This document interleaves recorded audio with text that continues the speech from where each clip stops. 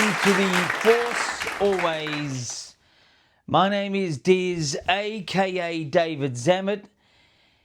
Let's get on with the show with the news, the views, the reviews, and interviews in a completely different format today. This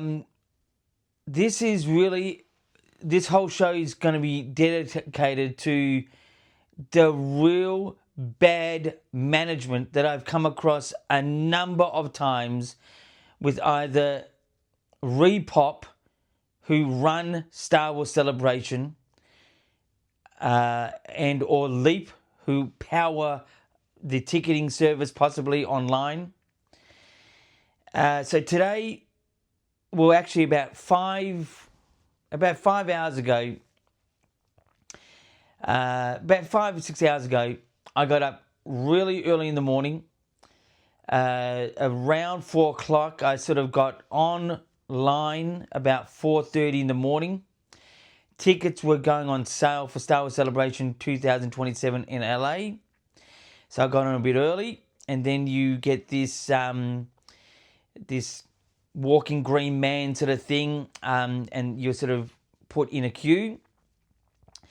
I was just watching, some live streams at the time, one from America, one from Australia. And the American one was having difficulty also. That it was a very slow process. It usually can be slow. But this walking man has to go from one side of the screen, whatever device you're using, to the other. You get into the queue, you get your tickets, you fill out some information, get your merchandise, whatever you like, and that's it. It's a really fairly swift process. But I was online from about just after 4:30 in the morning, all the way to about 8:30 a.m. 4 hours it took me, and I had two devices at the same time, having to get into line. It was a real slow process. In that time, tickets were being sold out, and it was a real slow process. Surely it doesn't take more than a couple of minutes for people to make their purchase, maybe a top at 5 minutes. But what happened is when I got into the line, the VIP tickets, which is, understandably goes really quick, it went in the first 10 to 15 minutes of being online. The 4-day passes go pretty quickly, but not as quick as they have been today, which took about first half an hour. And then there was the 4 single-day passes, and obviously kid tickets and stuff like that. So the first of the single-day passes that was sold out, which is the most sought-after one in this event, which will be this Saturday. So that went first. Then the Friday, Sunday and Thursday. Sunday and Thursday pretty much almost went at the same time. I got on just after being in queue for between 4 to 4.5 hours. There was still add to cart for the Sunday and Thursday. After contemplating for, say, maybe no more than 10 seconds, should I get the ones that are going to be the most, not great of days at Star Wars Celebration, but let's get them. I went into buy them, and for some reason I could not get them. I must have been the last person equal to someone else in line, because the reason why it wouldn't go through is because the tickets got sold. I was at the end. This ticket devastation is due to the in my opinion, not great understanding of the level of this event by professional people. I could have said that I'm not qualified, that this needs a lot of spaces to fill. How bad this is that a usual Star Wars celebration, you may get the VIP tickets sold in the first 10 minutes, which is regular. The 4-day pass usually goes in the first day or two, and the other single day passes usually take in the weeks or week ahead. But they all sold out within 4 hours. This is the 50th anniversary for Star Wars being held in probably closest to the home base of Star Wars you could get, depending on where you think the home base is. I mean, really, downtown Hollywood is a really close area to where the Chinese Theatre is, where Star Wars first debuted in 1977.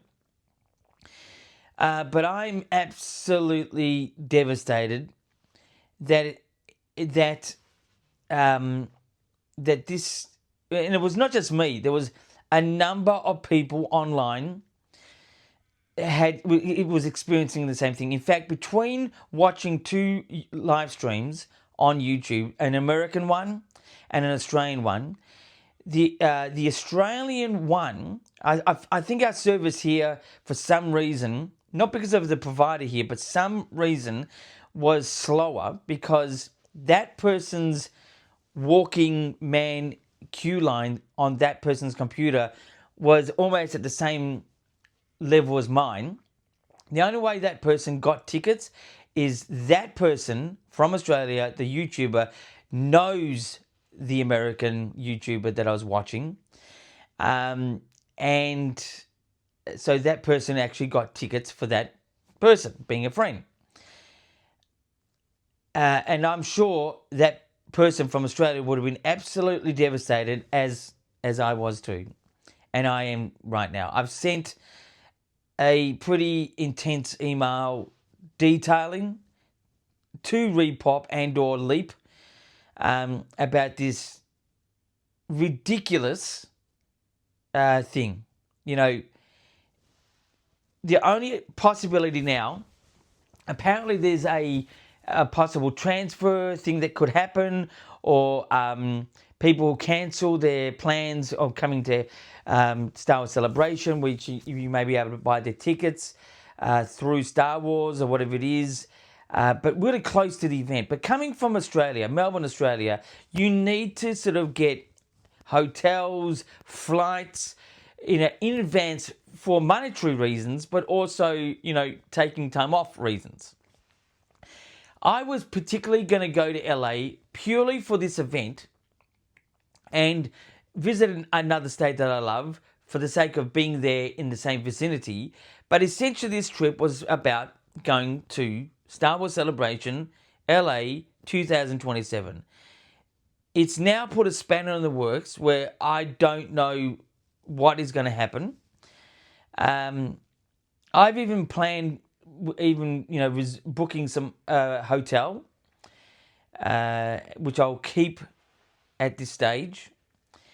But it's absolutely horrendous that qualified people cannot understand, that's from Repop and or Leap, I don't know which one it is, that cannot understand sizing of an event. Star Wars Celebration brings in lots of people internationally as well as nationally, especially being in the home base. You would think you would up the amount of room for people to be there. But they've just said, for some reason, this is the amount of room we can have and afford or whatever. Star Wars fans pay top dollar to do what they can to get where they can, how they can, and what they would like to do. I'm a person from Melbourne, Australia, to get to LA is roughly 17 hours. Okay, so that's grueling enough as it is. It's a full price ticket, and obviously you've got to pay for accommodation as well. And then you've got to pay for the event and whatever you get in the event. And this is, all I can say is an absolute outrage. I'm at the point right now that it's so devastating that my excitement for anything, especially Star Wars, especially the movie that I've become more excited for, which is Mandalorian coming out, my my excitement level is not there. I am to the point where if they can't release more tickets to the people who have lost tickets, and not just myself, I'm sure there's many people out there, not just in Australia, but other, in probably nationally as well in America. Just you got to think they're right next to the crypto arena. The crypto arena is not being used for Star Wars. It's the exhibition center that's next door to it. Now the crypto arena, I know, look, it may cost a lot of money, but you would fill almost that type of arena with the Star Wars fans, especially with the panels. You know, Star Wars makes a lot of money, even in down in the dumps as it is with it. It's the state of it as it is right now. I still believe in Star Wars. I am always saying I accept the story for what it is. But the story right now of professional people not understanding the size of an event is ridiculous. To the point where I've in fact approached Repop before about I've approached them about the it was an issue with my credit card not being accepted into their system. I mean, it's a credit card. It's just a card that should be able to be used anywhere in the world, but for some reason their system couldn't. I had to wait 6 hours in the Star Wars shop line, which is a very overrated thing to do at Star Wars Celebration.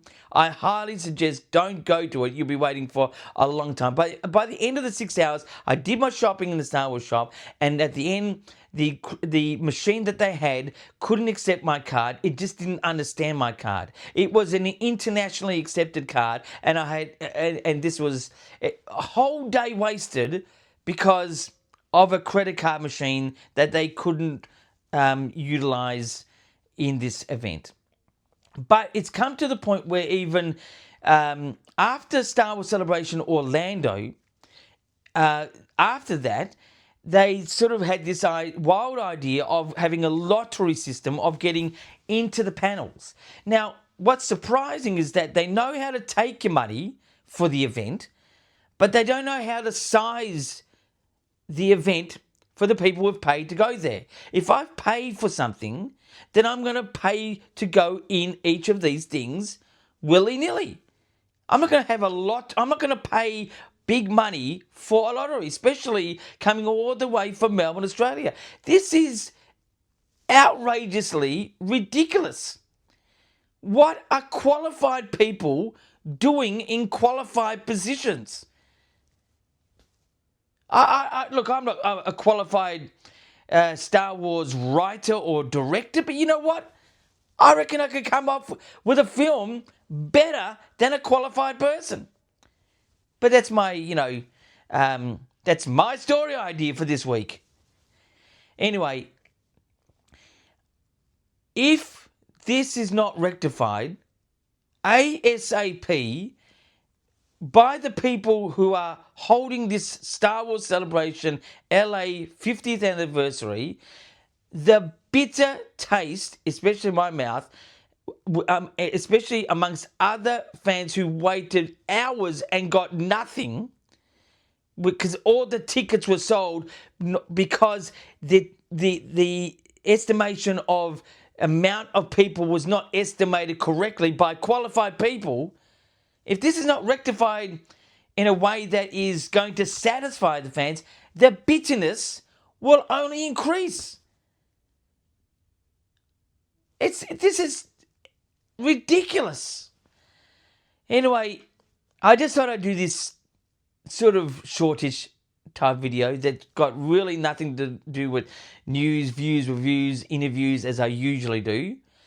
But I just thought I'd get some things off my chest because I'm left sleepless for this particular night. waiting for this stupid little green man to get from one side to the other that took forever and a day to get 0. And the worst thing is, I had an opportunity to get a Sunday and Thursday ticket, which is the worst of the 4 days, because one, the Thursday has no panels, and then the Sunday is more of a wind-up day, and someone else got it. Now, all glory to them. That's great. But it just shows that this event was not sized properly. They need to resize this really quick, smart, not leave it linger and say, or maybe next time. I tell you what maybe next time is. Keep rocking.